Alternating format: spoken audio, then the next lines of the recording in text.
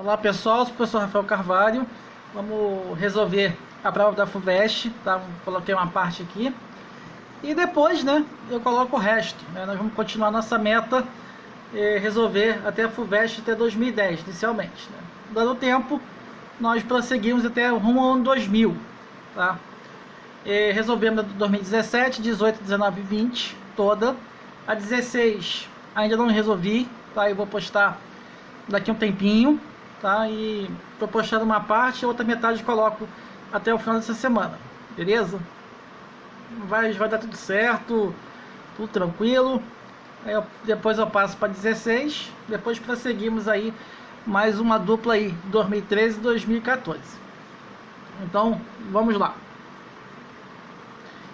Para impedir que a pressão interna de uma panela de pressão ultrapasse um certo valor, em sua tampa é um dispositivo formado por um pino acoplado, a um tubo cilíndrico, como esquematizado na figura. Nós temos que ter esse negócio aqui para justamente não ter problemas de queimadura, para poder não explodir, né, e ninguém sofrer acidente, né? Porque quando isso aqui fica corroído, né, oxidado, ou até mesmo com defeito, tem que trocar, tá?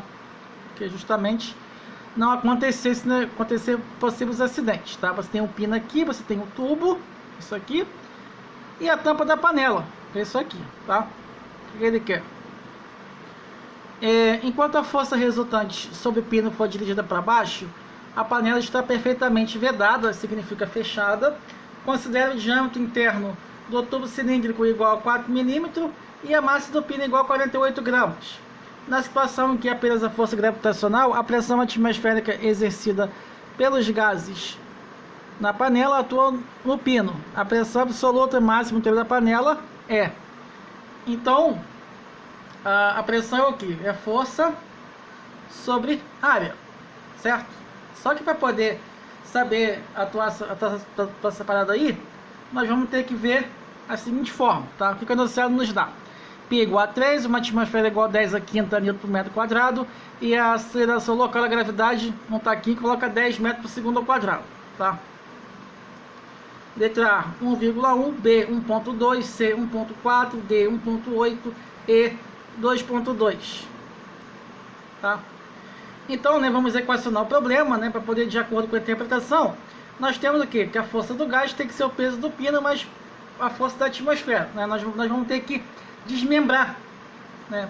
Nós temos que desmembrar esse negócio aí para que nós possamos equacionar de maneira correta, tá? Só que para poder nós ganharmos tempo é o seguinte: a força é o que? É pressão sobre área, tá? Vai colocar no lugar da força aqui, que é πr ao quadrado, que é igual o peso, né? O peso do pino, que é mg, mais a pressão vezes a área aqui, tá? Porque isso aqui seria a força desse cara aqui. Nós vamos dividir todo mundo por πr ao quadrado, tá? E vai ficar que a pressão é o que? O peso sobre πr ao quadrado. Então, fazendo as contas, vai ficar o que? 4,8 sobre 3,4. 10 a menos 3 vezes 10 dá 10 a menos 2, tá? Porque multiplicação de mesma base conserva a base. Eu sopro dos expoentes, eu tenho 3 e devo 1, então eu vou ficar devendo 2. E o 10 a menos 6 aqui, que está dividindo, vai passar para cima o que? Multiplicando. Então, fazendo as contas, achamos o que? 1,4 vezes 10 a quinta atmosfera. Alternativa C, tá? A parte mais difícil é só equacionar, né?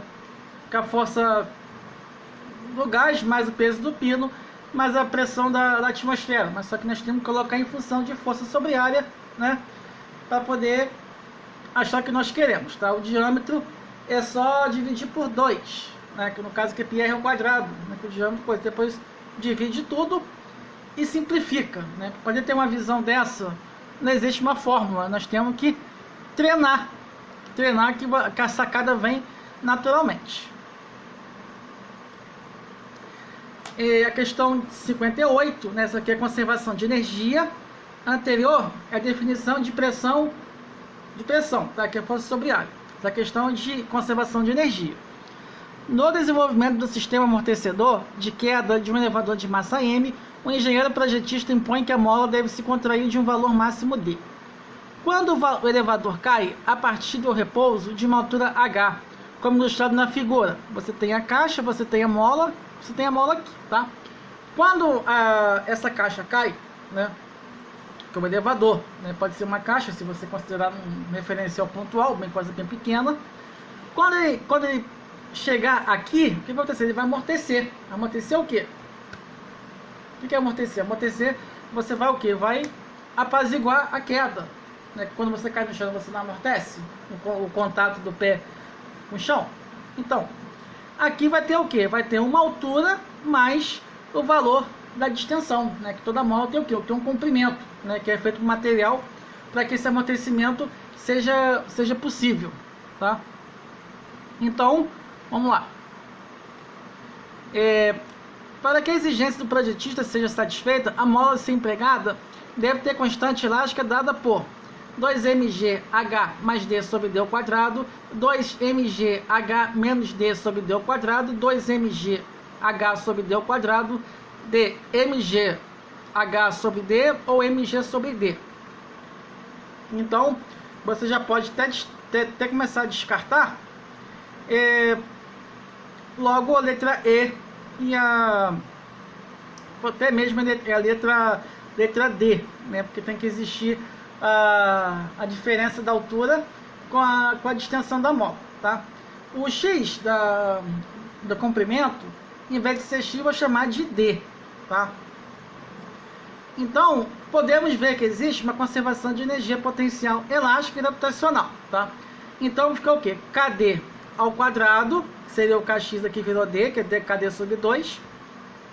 KD ao quadrado sobre 2, igual mg, que é igual h mais d, tá? Por causa da altura que vem, somando com a distensão da mola, tá? Aí o 2 passa multiplicando para cá, que vai ficar o quê? 2mgh, que multiplica h mais d, que é igual a kd. Como eu quero o valor de k, que é minha constante elástica, então vai ficar o quê? 2mg vezes h mais d sobre d ao quadrado. Logo concluímos que a alternativa é A. Moleza, né? Tá, essa aqui é a questão de circuitos, tá? Em quais desses circuitos as lâmpadas funcionarão como se estivesse individualmente ligada a uma fonte de tensão 110, né? Isso aqui é uma fonte de 220, 220, 220, né? Porque tem o padrão monofásico, que é 127 ou 110, né? Depende de cada região, mas geralmente é 127, pelo menos aqui no Rio é assim, tá? E 220, geralmente São Paulo, Brasília, até mesmo no Rio, algumas casas, também desse jeito, tá? Eu não coloquei aqui, mas eu coloquei na ordem. Circuito 1, circuito 2, circuito 3.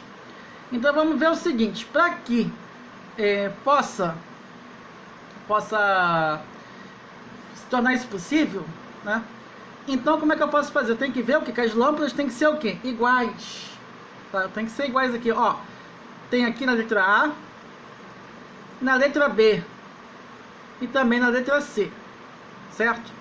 Mas vamos analisar cada caso. Mas lembrando que esse letra número 2 aqui tem coisa diferente. Então já posso até descartar essa possibilidade aqui, tá? Então vamos lá.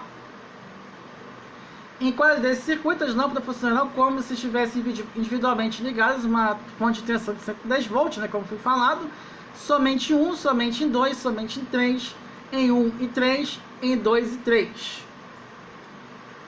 Então, no circuito 1, vemos que existem duas lâmpadas idênticas. Aqui em cima e aqui em cima aqui. Tem o ramo 1 e tem o ramo 2, tá? Em cada um dos ramos temos duas lâmpadas idênticas e dessa maneira cada uma delas ficará submetida à metade da diferença de potencial. Então, 220 sobre 2 vai ser sobre 10. Beleza, 110. Então, você pode considerar a alternativa 1. Tá? Aqui você tem a lâmpada aqui, ó. Ramo 1, ramo 2, ramo 3, né? Então, no circuito 3, também temos em cada um dos ramos lâmpadas idênticas do mesmo modo, ficará submetido à metade da diferença potencial. Matou a questão, certo? Moleza, né? A luz solar, verticalmente sobre o espelho esférico convexo, visto na figura abaixo. Isso é uma questão de ótica, a parte de espelho esférico, tá? Aqui tem a direção de incidência, você tem aqui o espelho aqui, né? No ponto A, no ponto B, no ponto C, né? Sabendo que cada ponto vai incidir e refletir de uma certa forma. Quando incide aqui, perpendicular aqui, ela vai voltar, tá? Aqui vai ter um ângulo, e aqui também em C também vai ter um ângulo também. Os raios refletidos no ponto A, B e C do espelho têm, respectivamente, os ângulos de reflexão OA, OB, OC, tais que OA é maior do que OB, OC? Não, pelo contrário, o B é menor do que todo mundo, tá? Então, letra B, OA maior do que OC, maior do que OB? Yes. C, OA menor do que OC, menor do que OB? OA menor do que OB, menor do que OC? E letra E, todo mundo igual. Negativo, tá? Justamente letra B. Você tá aqui, né? Você tem essa normal de A. Aqui você tem um ângulo aqui que reflete, que incide aqui, tá? Aqui quando você tem um ângulo aqui de B, quando sendo aqui um ângulo igual a zero, ou seja, ele é somente na vertical, ele vai incidir e vai voltar, refletir, tá? E nesse caso aqui ele vai incidir e vai refletir aqui, você tem uma normal aqui, tá? Então esse ângulo aqui é maior do que C e maior do que B. Sem discussão, que é a alternativa B.